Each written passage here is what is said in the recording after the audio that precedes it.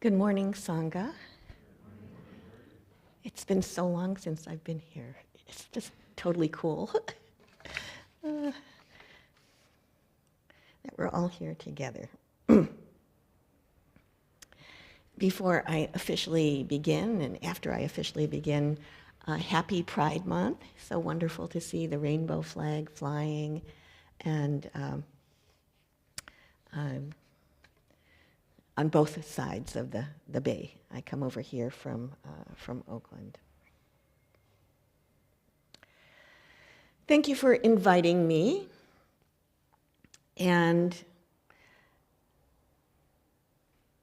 usually when I'm asked to give talks to various Buddhist Sanghas in different locations, now very easily done through Zoom, and we're beginning to gather together in person, which is a blessing, I feel. I ask the organizer, the meditation hall official, whoever it is representing that Sangha, what is a Sangha interested in? And the answer I am getting these days is always the same. It's exactly the same. That practitioners of the Dharma are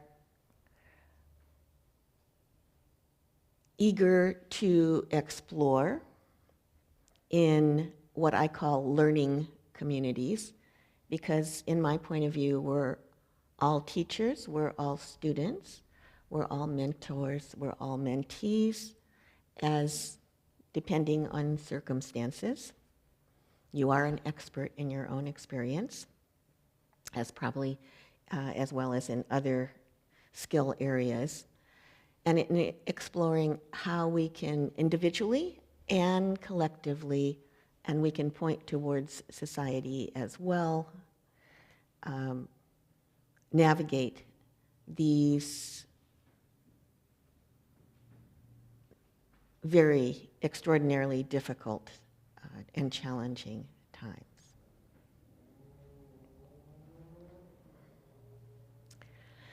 My talk today is titled, Can I Take Back My Vows? Navigating Uncertainty, Fear, and Despair in 2024. Many people are saying these are, quote unquote, unprecedented times with political polarization and turmoil, threats of fascism, ongoing genocides. And as the polar ice caps continue to melt, I read that Mexico City is possibly facing day zero, what's called day zero, in a few weeks, that day when millions of people in that city have no water, as well as environmental crises around the world. On Facebook, I've been following Palestinian poet Mossab Abu Toha, who was able to escape from Gaza with his family and is now continuing his work as a poet and journalist from Cairo, in touch with his family and colleagues, those that are living in Gaza. And he posted a few days ago that he had received what he called an SOS, a cry for help.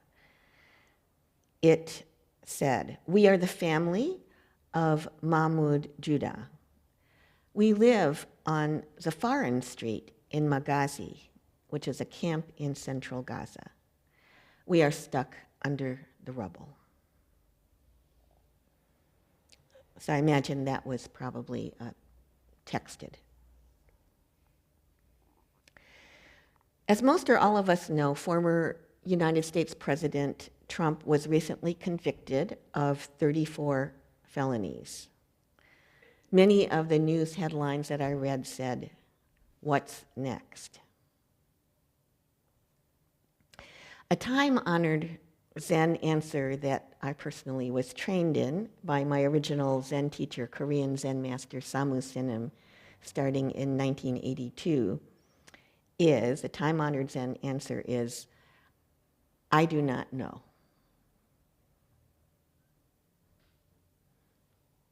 So we were all trained initially when we went into the fearsome interview room to go head-to-head and face-to-face with the Zen master, and he would ask some kind of question.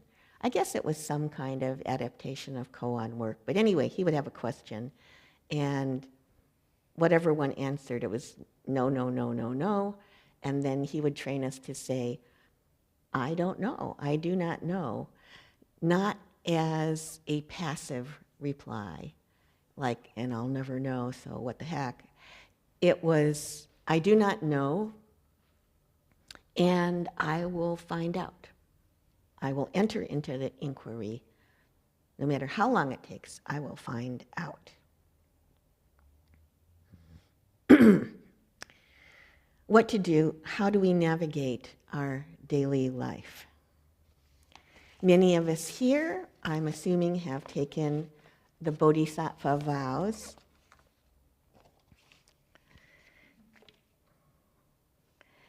And I'm going to read this text, which some of you may not be familiar with, as it comes from the Korean Zen tradition. And it's a text from Master Naong Hyegun, who lived from 1320 to 1376. The title of it is Master Naong's Resolutions. Now, I found this text in my teacher, Zen Master Samu Sinam's room. When I went in, I was sent in to get something, a book or something like that, in his original temple, Zen Buddhist Temple, Toronto in Canada. And I found this text as I was going through. It was this tiny room just covered with books and papers. I'm scrabbling around, and I found this, and I thought, oh, wow, I need to have this.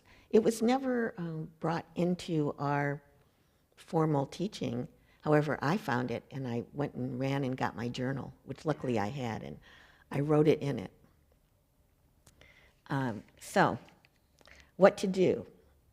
Well, one answer is strengthen bodhicitta and Master Naong's great resolutions. I resolve that each time and every place I am born, I will dwell in prajna and never retreat.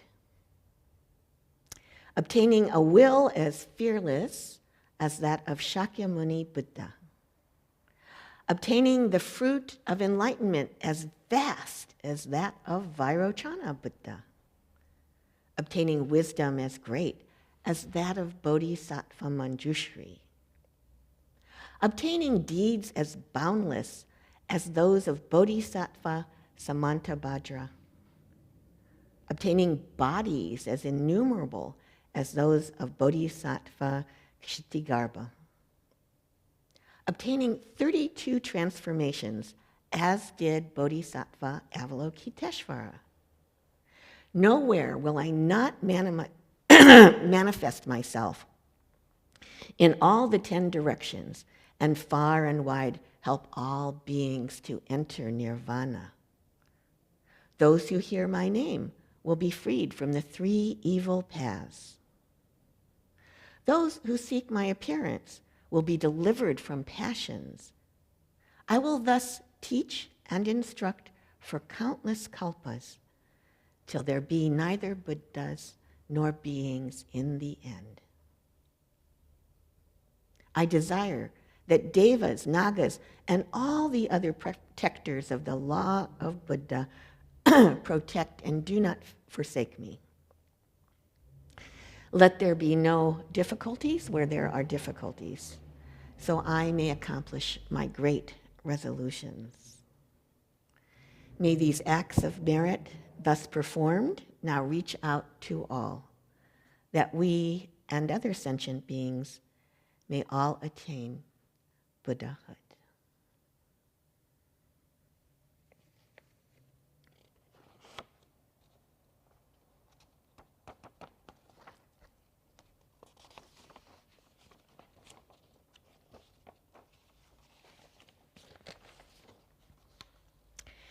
That was very inspiring to me and still is. Sets a pretty high bar. And if we say that Master Naong's great resolutions are one end of a very human spectrum of endeavor and, excuse me, of,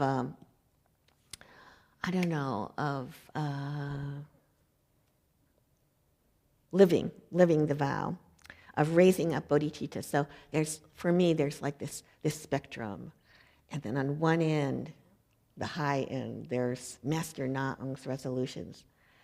And then there is the other end. And with a venture into the colorful land and vast land of the Vajrayana, I was invited last year to give 3 classes. I don't know if actually there will be enough registration, but we're doing our best to give 3 classes by Zoom for the Tara Mandala Tibetan Lineage Buddhist Center in Colorado. Hopefully that will happen in July. And that meditation center was started by the very well-known Tibetan Buddhist lineage teacher Tsultrim Allione, who wrote a book that I read a long time ago. It was kind of a bestseller in Buddhist world when it came out, called Women of Wisdom. I believe women mystics in the Tibetan Buddhist tradition, or in Venerable Tsultrim Allione's lineage. She has apparently established a beautiful center in Colorado, and they have a lot of retreats and teachings, and like most centers, they've also have extensive online offerings now. And they said, so if you'd like to get to know our Sangha, you can take some of our online courses, or participate in our Sangha activities with us, and you won't have to pay a registration fee. And I thought, that's really nice. So I looked on my calendar, and I looked at, that was last fall, and I looked at their website, and sure enough, there was a weekend retreat online. It was 2 half mornings, Saturday and Sunday, and I could do that with one of their senior teachers, Lama Chandra Easton, who, as it turns out, lives in Berkeley. And I was able to get together with her afterward for coffee. Wonderful teacher, very clear, very senior. And each of the 2 mornings, Saturday and Sunday, Lama Chandra Easton, who has been trained in this particular, I would call it a psychodrama, very therapeutic practice that comes from Lama Tsultrim Allione, their founder. She led us in 2 sessions of this. It's called Feeding Your Demons practice. They call it FYD, and it always has trademark after, because they do train people and to do one-on-ones when it goes deeper and becomes quite intensive. This was a kind of feeding your demons light practice, an introduction. My understanding is that it comes from what in Tibetan Buddhism is called the traditional practice of Chöd, C-H-O-umlaut-D, and is an updating for those of us in this time. They made it a little less drastic.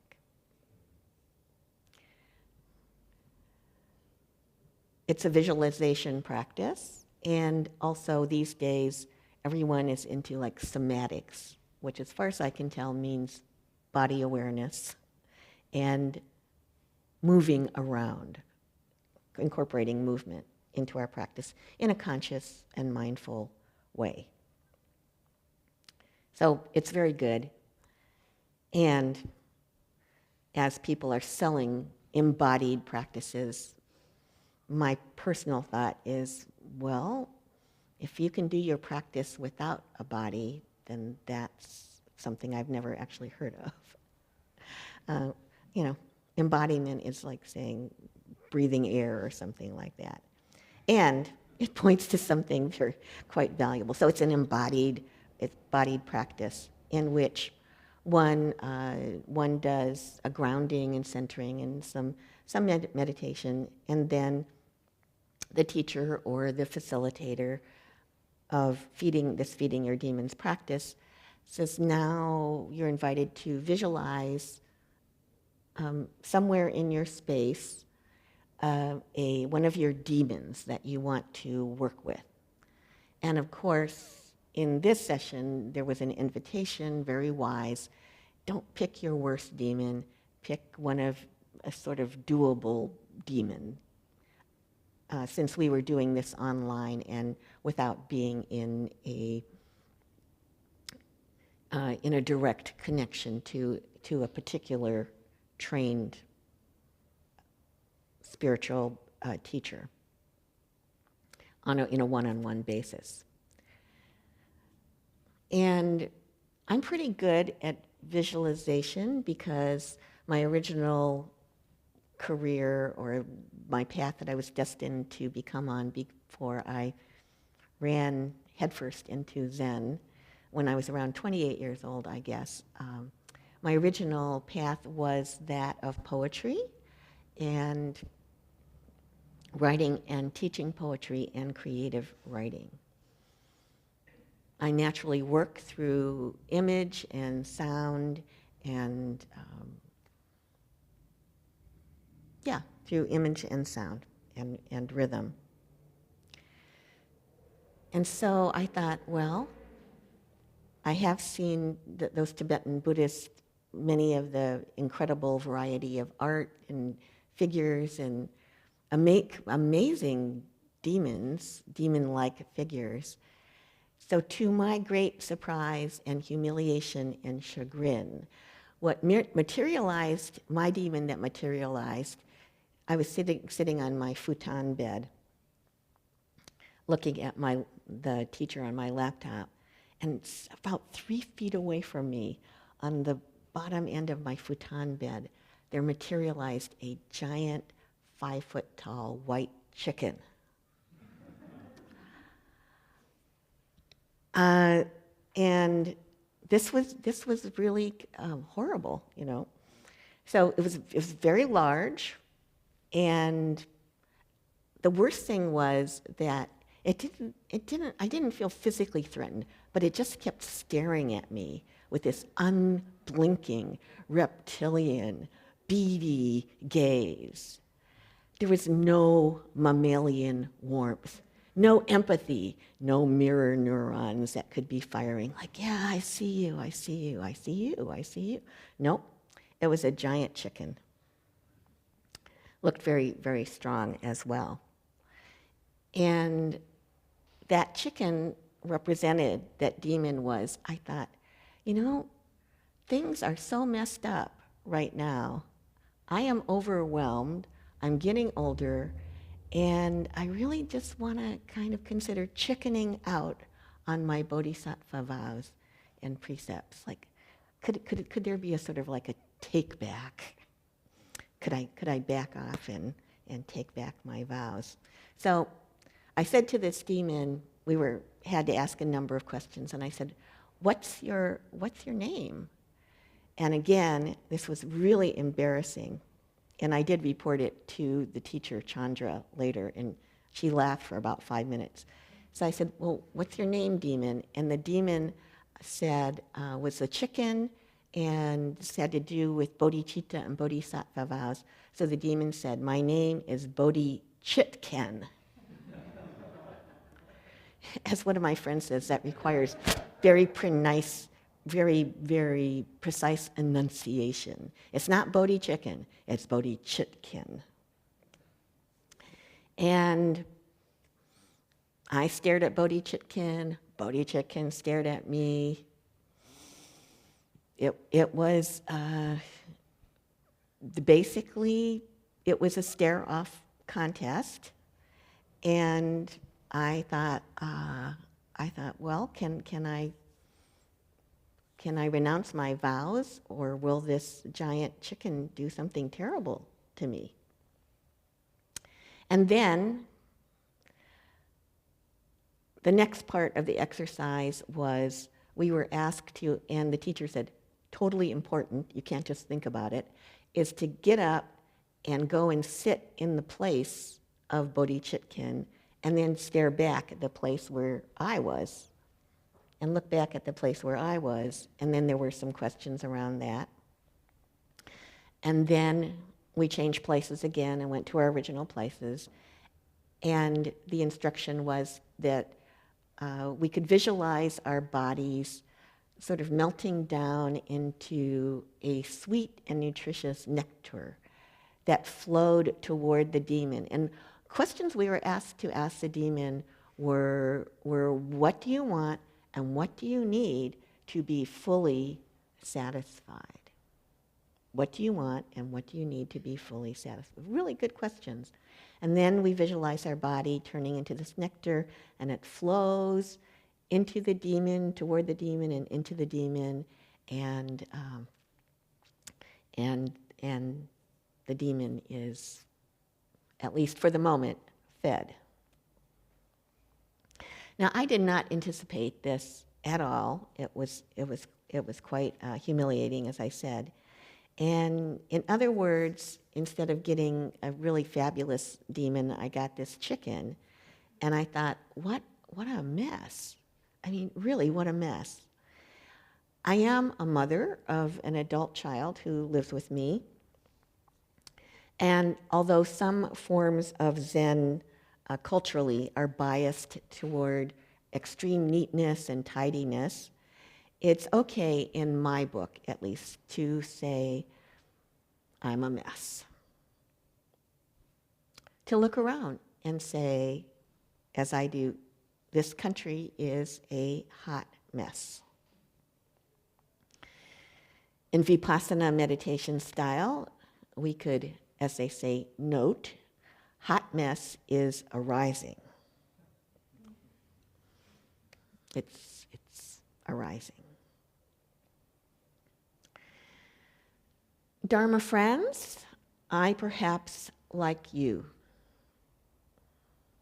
feel profound unease,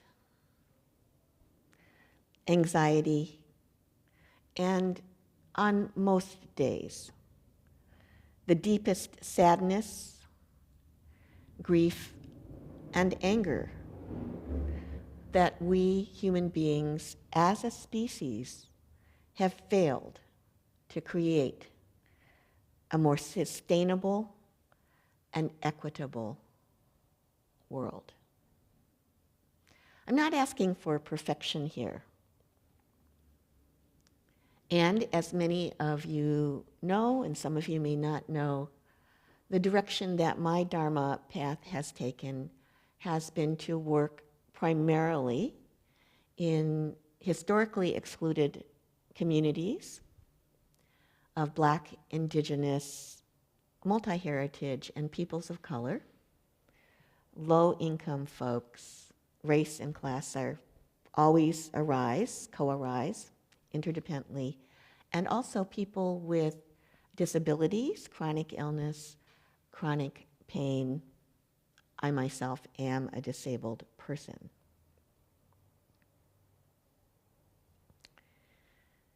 And it is from that point of view, that experience, that I do feel this profound anger and grief as a mother, as someone who's worked with lots of kids in the Oakland Unified Public School District, that I feel that we as a species have failed to create a more sustainable and equitable world.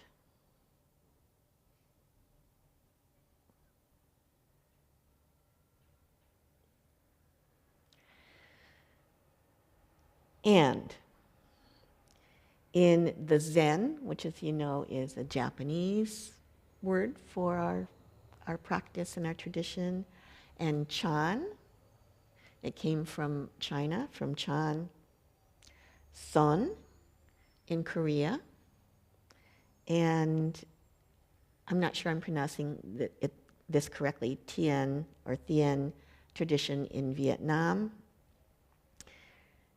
In Zen, Chan, Son, Thien traditions, there is a wealth of examples of practitioners following what my Green High School in Ohio many years ago, football coach, Coach Cullum, used to say, when the going gets tough, the tough get going.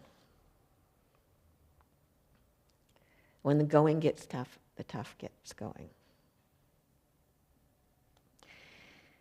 Or, as my Zen teacher friend Nelson Foster, whom some of you may know, one of the Dharma heirs of my old friend, his teacher, my old friend Robert Aitken Roshi, who was sometimes called the Dean of American Zen. He had grown up in Hawaii, and then I think he went on to become a high school English teacher somewhere in California. And he and I shared a great love of poetry when we got together.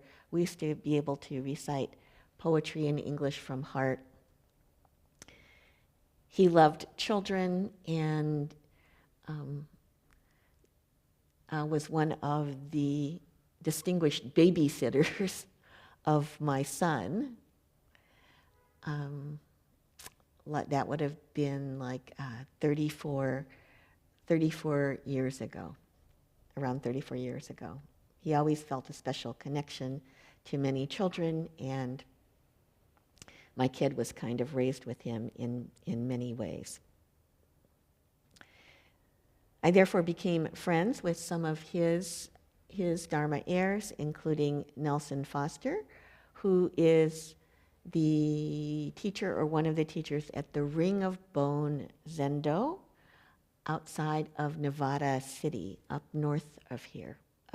It's in the old gold mining country, Ring of Bone Zendo. I hope if you haven't been there that at some point you will have the opportunity to visit, because it's a beautiful, I think, very, very special zendo, and was built by the poet and Zen practitioner Gary Snyder, who still lives on one of the properties adjacent to the zendo land, and Gary's friends and family. It is gorgeous, it's remote. It looks out on it's in, I guess, the foothills of the Sierra Nevada. And there's a meadow. They have had bears. And so they lock the food up, and the kitchen is like double padlocked. They have to put everything away. They're very, very careful about anything that a bear would want to break into. And I remember the first time that I visited Ring of Bone Zendo many years ago, before I think that they had a sort of official teacher who was in residence. It's very rustic inside, simple and beautiful. You can see all the hand carving, the marks of that was made by loving hands, very sturdily. And on the altar, there were some of the usual figures, and then there was a very handsome hand-carved wooden figure about this big of Smokey the Bear. I think he was holding some kind of Vajra weapon in one of his hands, bringing to mind Gary Snyder's famous poem, which I believe is called the Smokey the Bear Sutta, or Sutra, Smokey the Bear Sutra, one of my favorite poems. Nelson has been living on that land and teaching for quite a long time. And I called him in late 2018 when I hit what my son calls a rough patch. My friend Art McGee, who was I don't know, he was like a member of my family, and he lived in Oakland. He was called the father of the Black Internet. And he'd gone burned out completely at a certain point and went to live and just be in, he withdrew from all of his anti-racism and nonprofit work. He had originally worked for the Department of Defense at some point. He was a brilliant tech genius. And he went into hiding. I connected with him. He was a worker, I guess he wasn't the manager, he was a worker at a local DVD rental store that was near my house that we used to go to all the time. Art died at the age of 51 of probably a massive cardiac arrest in his apartment in Oakland in July, I believe, of 2018.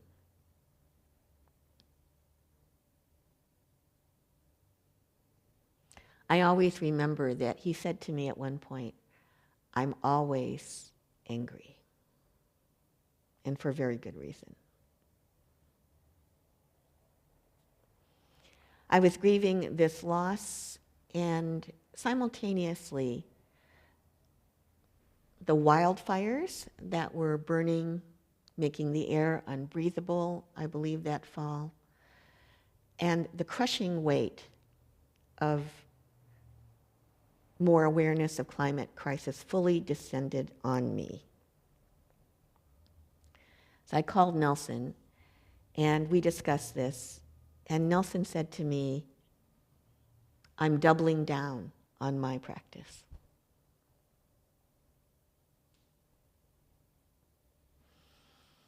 I'll pause here to put in a tiny brag, not about myself. Nelson Foster does have a forthcoming book. I feel it is a magnificent book. I'll mention it here so that you have a chance to look out for it. You can pre-order it, I think. So September of this year, 2024, Shambhala Publications is publishing Storehouse of Treasures, Recovering the Riches of Chan and Zen by Nelson Foster. And it's Nelson's lifelong, the result of Nelson's lifelong practice and study as a translator, as a scholar, as a teacher of Zen, of the confluence of Zen and Taoism and Confucianism in China, and then how that spread came into Japan. I think that San Francisco Zen Center and all of the affiliated centers in this Shunryu Suzuki lineage are part of that stream of Dharma, of Buddha Dharma. So Nelson said to me, "I'm doubling down on my practice." And I thought, I have to do so as well. In my own original lineage, Seon, Korean Zen, my teacher, Venerable Samu Sinim, in the early 1980s started a small Buddhist journal called Spring Wind. I'm a really fast typist. I did a lot of work as a secretary, and so I would be sent on the train up from Ann Arbor, Michigan, the daughter temple that we were starting at that time, to the mother temple in Toronto, Zen Buddhist Temple, Toronto, and I did the word processing for this journal. So I got to read these articles that the teacher wrote, including one about the little known, as far as I know, I don't hear this mentioned in Zen circles, Tripitaka Koreana. Wikipedia says the Tripitaka Koreana, literally Koryo or Goryo Tripitaka, or Palman Daejonggyong, which translates as 80,000 Tripitaka, is a Korean collection of the Tripitaka, Buddhist scriptures, and the Sanskrit word for 3 baskets, as many of you know.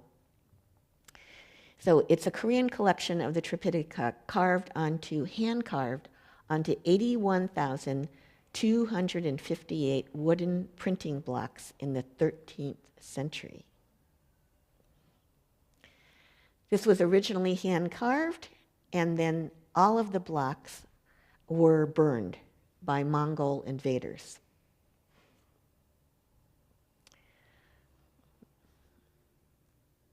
Following Master Naong's great resolutions and Nelson's sentiment, I'm doubling down on my practice, Coach Cullum, when the going gets tough, the Korean Buddhists said, we'll start over again. And the second Tripitaka Koreana was carved starting in 1237 AD. It is currently stored at Haeinsa Temple, one of the great treasure temples of South Korea. I myself have never seen it in person, but I've seen movies and images of it. It's pretty amazing.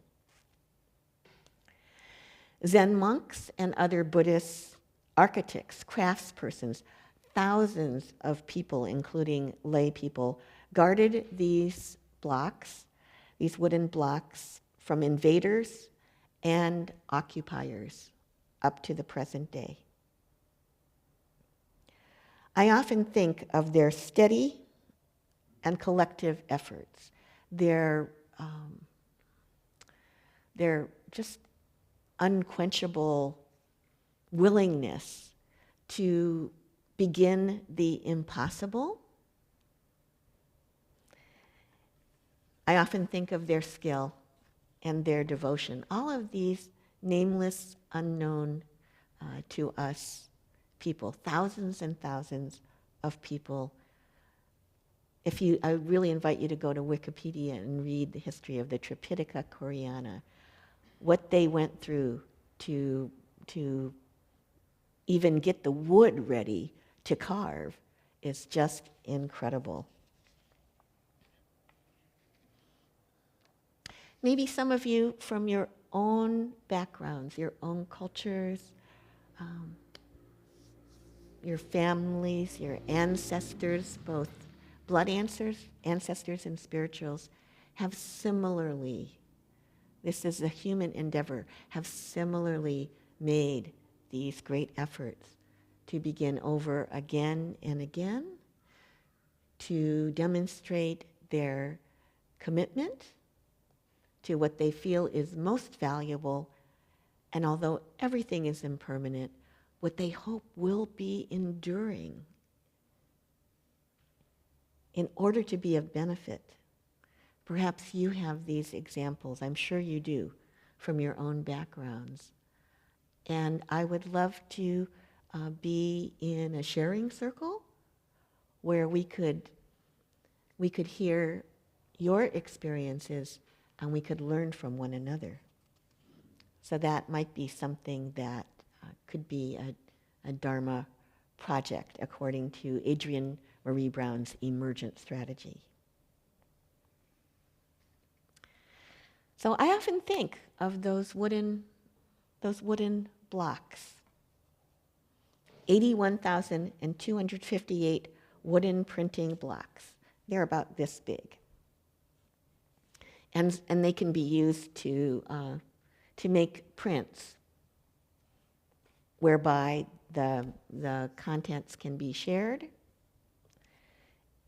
I believe they have been shared in the form of the printed matter to Japan upon the request of Japanese Buddhists. And therefore, the question that I leave you with is this. How are we, however you define that we, preserving and embodying and carrying the Buddha Dharma into the near future? Let's just say the rest of the 21st century for the sake of argument. So how are we preserving and embodying? That means expressing, manifesting through our actions, through our words, through our eye contact. Koreans call it nunji, eye chi, eye energy. Through our bodies, through the work of our hands and our communications, and carrying the Buddha Dharma into the near future. Knowing that everything, our temple buildings, so much work going into our buildings, our bodies, our institutions, that everything is subject to the fires, the floods, the rising sea levels, to wars and invasions, these days to cyber crimes.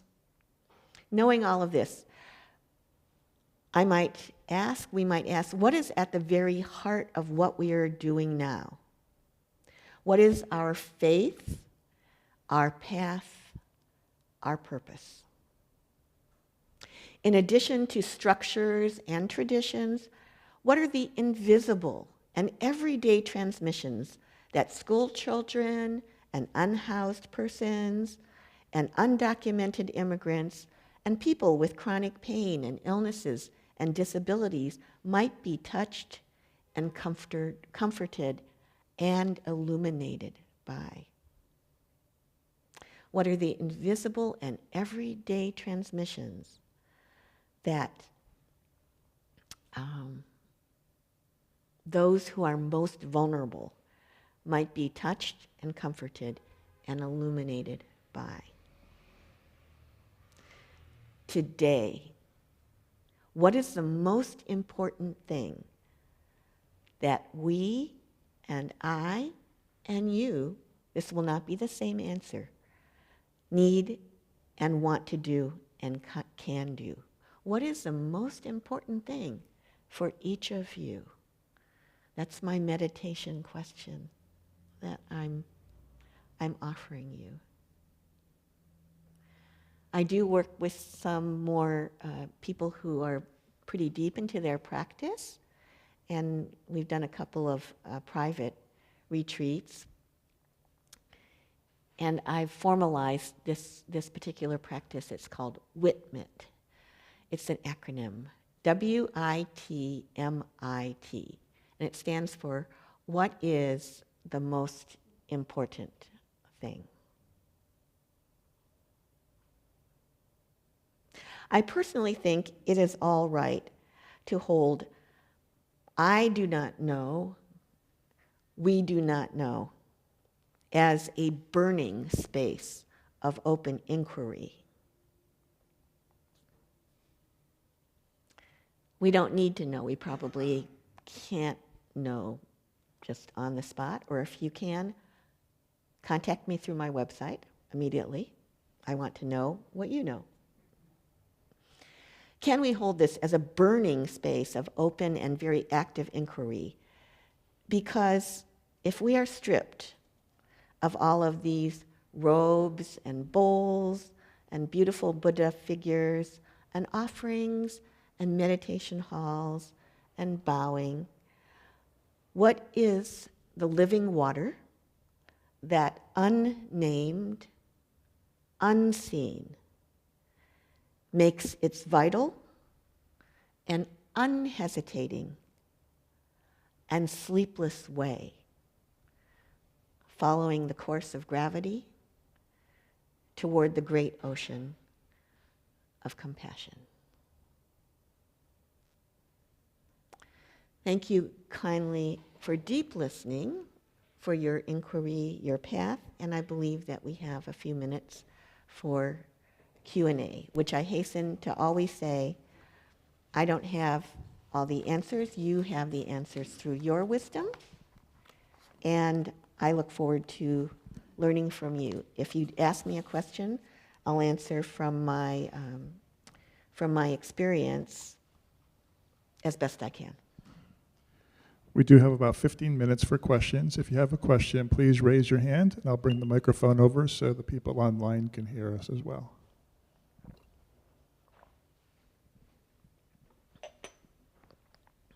And hi to the people on the Zoom, on the online. Hi, I can't see you.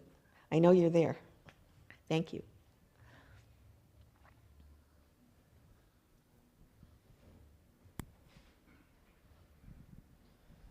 Hello, and thank you for the talk. You mentioned two things that I'd love to get a little follow-up clarification on. You mentioned this story of meeting the Bodhisattva. Oh, yeah. And how it sort of Do you have to mention that? Yes, you do. Well, go ahead. How it sort of represented this question of, can you sort of renounce your Buddhist vows? Yeah. And I'm curious if there was a conclusion or an answer to that question that you gained from this visualization. I know you mentioned visualizing turning your body into nectar and feeding the chicken, but I don't know how that leads to a resolution of the practice, or what the final conclusion on that thought is. Thank you very much. Yeah, it's the jury's still out. You know, times are very tough. I feel that they really are. And of course, there have been many, many other tough times. When the global COVID-19 pandemic began, a friend of mine who is a long-time, once again, Vajrayana practitioner, sent me a text from a previous time in Tibet when there was, in fact, a pandemic going on.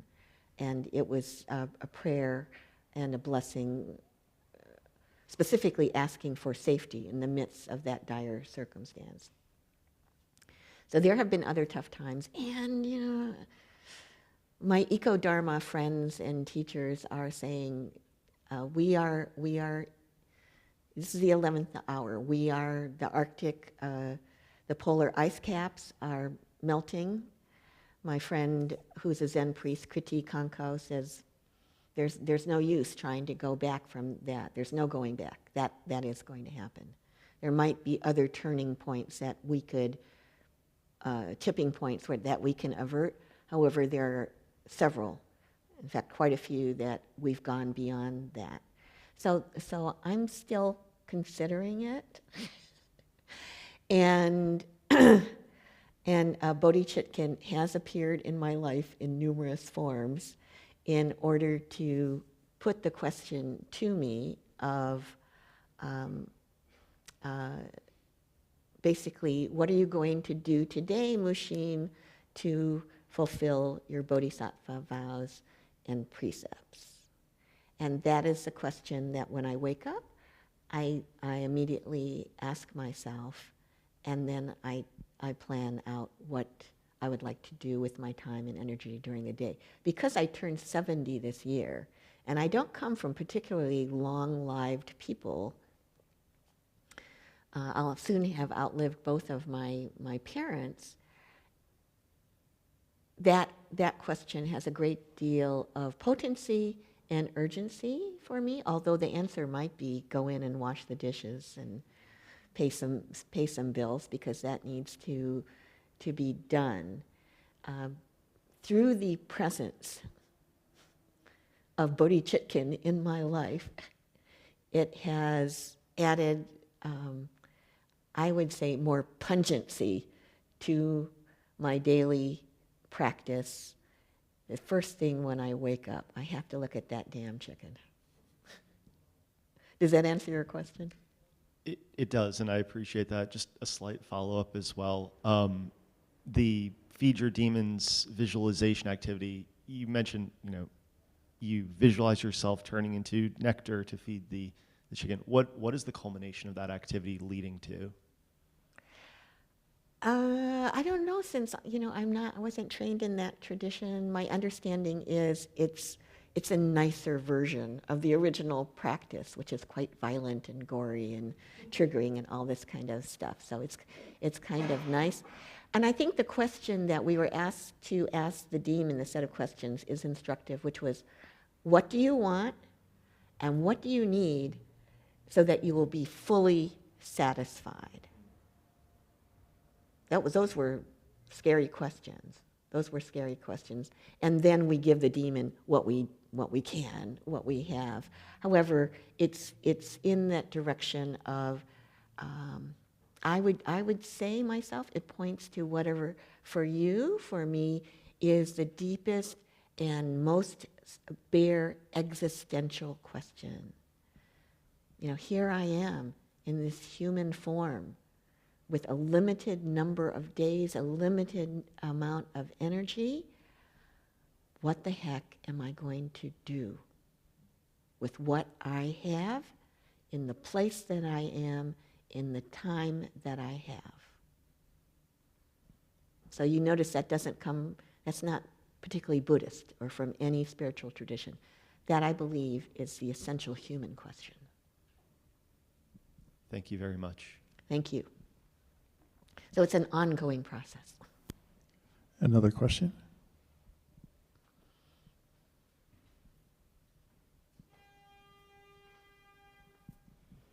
Thank you very much for your talk. I lived at Taramandala for 2.5 years before coming to Zen, and did a lot of feeding your demons. And I'm sorry, I'm having trouble through the mask. understanding you. Is this better? Yes. The mask really makes it hard. I lived at Taramandala for 2.5 years and did a lot of feeding your demons and learned to facilitate it a little bit. So thank you for the way you brought it into your talk. I think my question is a little bit of just a variation on what you've just been saying. I think as I appreciate in this hot mess, the doubling down of practice, and I'm wondering if there are ways in which the form of your practice changes in this time of it being a hot mess. How that impacts, or how your practice form interacts with that. Does that? Thank you. And I hope I didn't mess up my description of the FYD practice too much. Thank you. Great.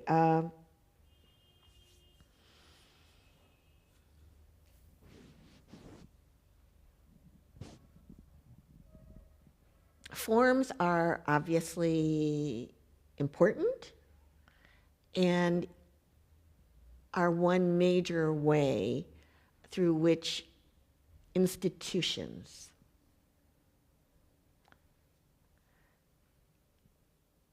extend themselves into the future.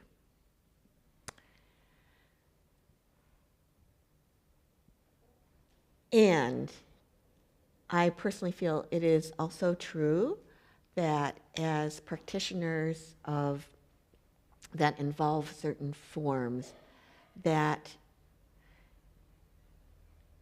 always, and maybe particularly these days, that we really look deep into ourselves and ask, well, what is it? What is it that I actually want to other human beings and other sentient beings and beings that used to be considered non-sentient and are now like, oh yeah, plants, plant intelligence, plant consciousness, all of that kind of stuff. You're like, oh yeah, rocks, mountains, streams, all of that. As I directly interact and interface with all of these many beings, what is it that I want them to hopefully experience of my presence in the world, my being in the world? So I don't think that has really anything to do in particular with how many hours that we meditate or these various forms which are institutional manifestations of certain legacies and traditions, which are very beautiful in their own way. But outside of these spheres, no one really cares about that. Most beings are, understandably, what they care about is their own safety, their own welfare, whether they have a future or not, and can envision something that is sustainable. And therefore that our practice does, I feel, need to become more formless, more, well, you practice in the Vajrayana, so having that ability to manifest in many, many different ways through direct and friendly and comfortable and comforting interaction with whatever it is that we're interacting with. In other words, as I said to one person in the San Francisco Zen Center community who's been my student in secular mindfulness for social justice activists, I said, this is probably very meaningful for y'all inside San Francisco Zen Center's communities, and there will be equivalents in other sanghas as well for whatever their sacred teachings are. And I said, but you know, when you go out into the world, just, you know, my advice is just make a vow that you will not quote Dogen and don't quote Dogen. Because, you know, it often just, it does not make any sense whatsoever. Of course, I did that, and then about 2 years later, I don't know how it happened. I don't even know Dogen, but I quoted Dogen in a talk I gave, and I thought, oh, whoops. So this is not about some, you know, going towards some hardened, perfected state or hardened rules.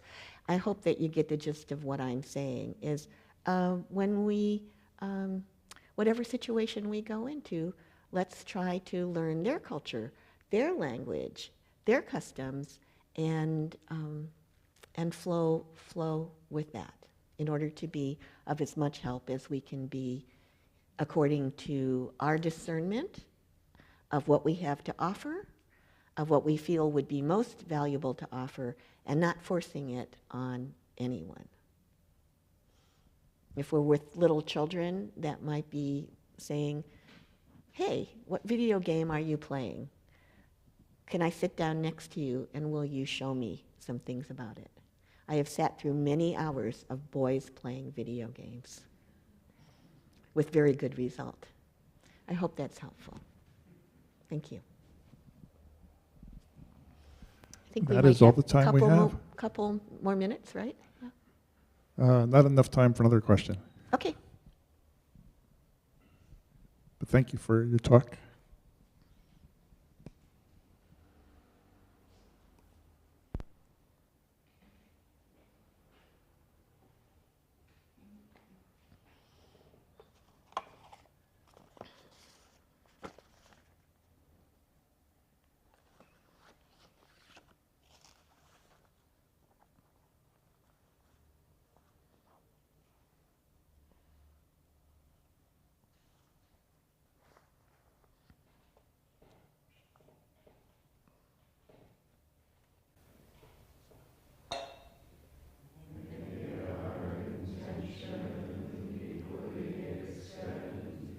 Every being and place with the true merit of Buddha way.